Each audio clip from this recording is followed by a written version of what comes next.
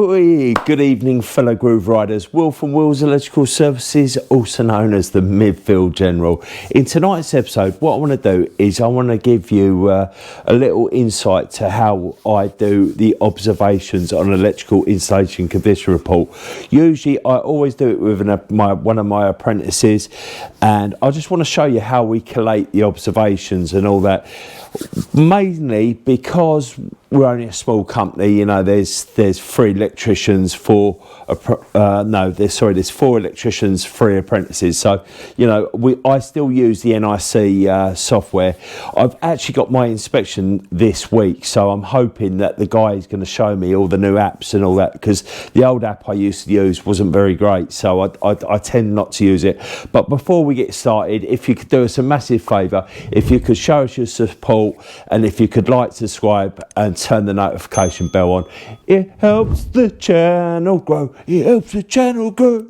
I hate that bit, but we've got to do it. Right, anyway, a couple of things that I do is I always use the NIC ain't gonna like that, but I use the Napit the EICR Codebreakers, and also with every single report that we ever send out, it's always accompanied by this. This is the older one, but I'm not going to print off the new one. It's basically the front's changed, and that's the best practice guide for the electrical installation condition report, classification codes for domestic and similar electrical installations. Sometimes I even attach that just to the small, installations and all that, and this is absolutely magic. This is a free download. I have a link below, and also the Codebreakers. One of the first things I've done for the lady that she done for me is that she actually typed this all out, so I've actually got that on a spreadsheet now, which is an absolute nightmare for her. And plus, if you go to some of the other places, like I think it's the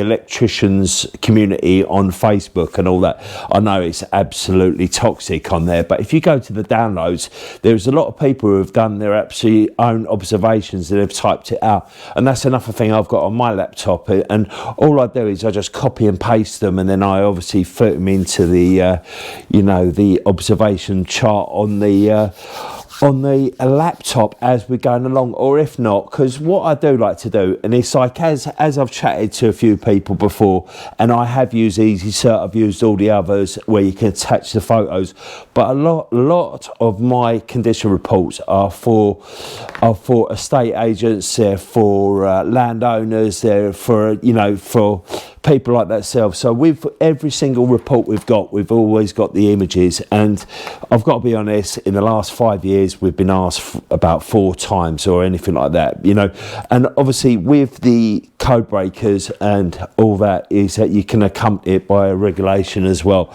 and nothing can beat an image, can it? What I'll do is I'll stand here. I don't want to show you too close because this is somebody's home, there's absolutely no way that you'd know who this is. Obviously every time I do the reports and all that, I always let the people know, and I don't so much anymore now, but I'd invite the person to they're allowed to have a look at any of the images and all that, but they're probably the most boring photos you're ever likely to see. That's my little Milwaukee light, which I'm going to review soon, but I've actually had all last week of testing reviewing tools, and I started to feel like a salesman, you know what I mean? I'm only doing it as a hobby, trying to help out. I really like this sort of stuff. And another thing is, what I really do like about this, look, that absolutely rewirable bad boy, you know what I mean? There's so many observations without having a look. Obviously this is a 3-bedroom house, so some of the observations that I'll go through, what I'll look at before, there's no RCD protection, so we're going to look for sockets being used outside, sockets being used in general use, cables buried 50mm or less within a wiring zone. Obviously in the bathroom, whether there's supplementary bonding or whether stuff like that, which there never is in these houses. Like obviously you've got on the top there, it's not going to comply with IP4X. I try and find the photo for that. Like the gas there's no support to the cable, the cables going in. There's no support for the tails, because this is a cupboard like where it was absolutely rammed. We had to empty it to look in there. There's the earth leakage. I attached a link above. I've done a little review of that. There's my new little meter, absolute belter, 1741 plus. I absolutely love it. The reason we do this is like I take a photo, because it's a regular thing, is that I usually put all the information in, and like Ollie, one of my apprentices, he took the photos on this. That was a bad photo there. That is basically just showing that's like no cooker switch, cables connected poorly behind the oven. I'd literally just do a little writing there. That was a poor photo, but look at that belter. That's the igniter, and that's plugged in on the top. That's for the hob. You know, I do photos. There's loads of power outside. Look, yeah, this was quite a rare old house one, this one, to be fair.